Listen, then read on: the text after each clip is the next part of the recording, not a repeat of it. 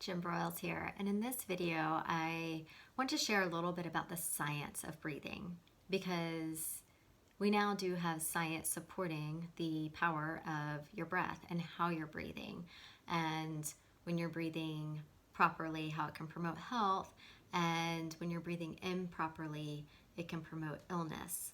So when you breathe in, you inhale oxygen along with other molecules and gases. And when you breathe out, you exhale carbon dioxide and other molecules and gases. That is basic respiration.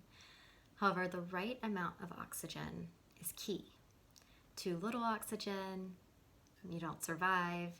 And if your body has too much oxygen, it can create oxidative stress in the body. Okay, and oxidative stress occurs when there is an imbalance in free radicals and antioxidants in your body. And it can lead to cell and tissue damage, can lead to disease over time. And so having the right balance of oxygen in the body is really, really important. You don't want too much, you don't want too little. And too much oxygen is often the result of overbreathing, right? Breathing really fast, really shallow, taking too many breaths per minute. And again, that can contribute to oxidative stress. And that oxidative stress can lead to inflammation, it can lead to corrosion. Same thing happens with, if you exercise too much or you do too much physical, strenuous work, that can cause stress on the body and create oxidative stress. And also just being stressed out, living in chronic stress can cause oxidative stress in the body, because if you're living in chronic stress, then your breathing is going to be erratic and inefficient, and it creates incoherence throughout the body. Okay, so too much oxygen and inefficient use of oxygen leads to oxidative stress, which leads to free radicals attacking your system. Okay, and that can lead to DNA injury, tissue damage, inflammation, cell death, and ultimately it can contribute to a wide variety of chronic illness and disease. Similarly, if you're not using oxygen efficiently, you can experience low moods, depression, low energy, low motivation. Another example is if you're stressed or you're anxious. I know anxiety is pretty prevalent in society today. Most people who are experiencing anxiety are over breathing or doing this hyperventilation type of breathing. This causes you to have too little carbon dioxide in your body. So hemoglobin is not prompted to release oxygen sufficiently. That means there's not enough oxygen going to your cells where it's needed to create ATP energy, which keeps you alive and functioning. Okay, and breathing is not something that we're trained on how to do, because it's something that we do naturally, right? It happens in the background. It happens by control of our autonomic nervous system. So we're not actually trained on how to breathe. And so we can, over time, kind of develop poor habits around proper breathing. Over the years, we experience stress, we may experience challenges, and activation of that sympathetic nervous system more often than it should be activated. So we're not consciously breathing. Instead, we tend to breathe under the control of our reptilian brain, which means our breathing can become very erratic, very fast or slow. It may even pause without us realizing it. If you tune into your breath, I've heard so many people say, once I started becoming aware of my breath, I realized I wasn't breathing. So a lot of people tend to hold their breath under stress, okay?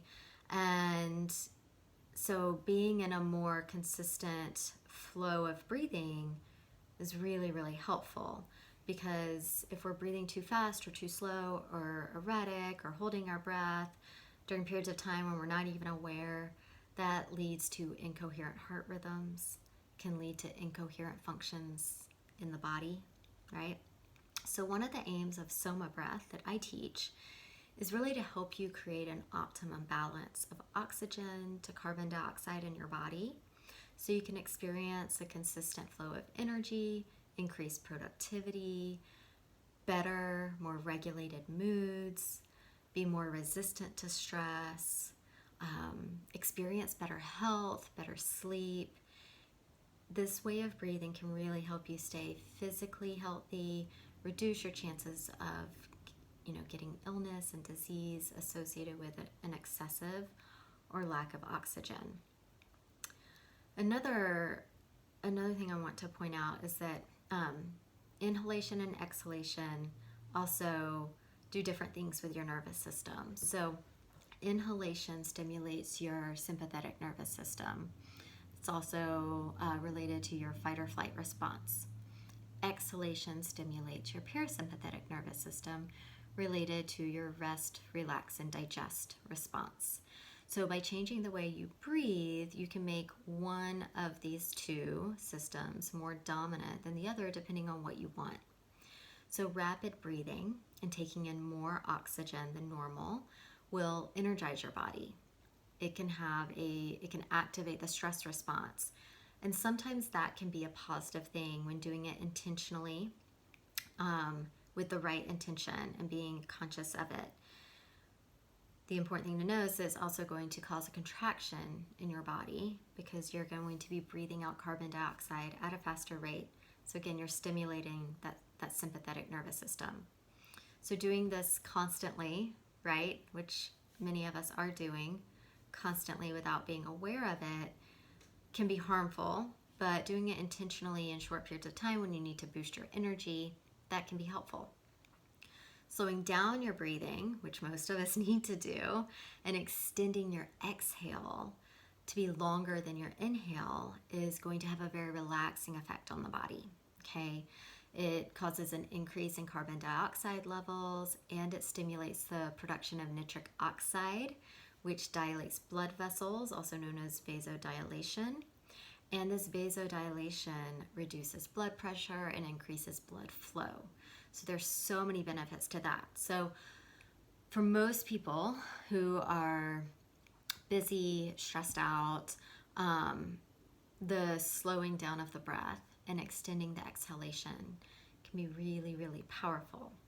Okay, so again, tuning into the breath, knowing how you're breathing, kind of unconsciously without really thinking about it, and then starting to manipulate it and change it.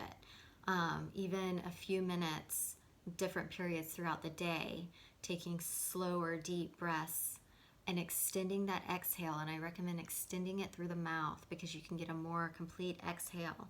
So maybe breathing in for a count of 2 and breathing out for a count of 4, and doing, many repetitions of this for about 5 or 10 minutes.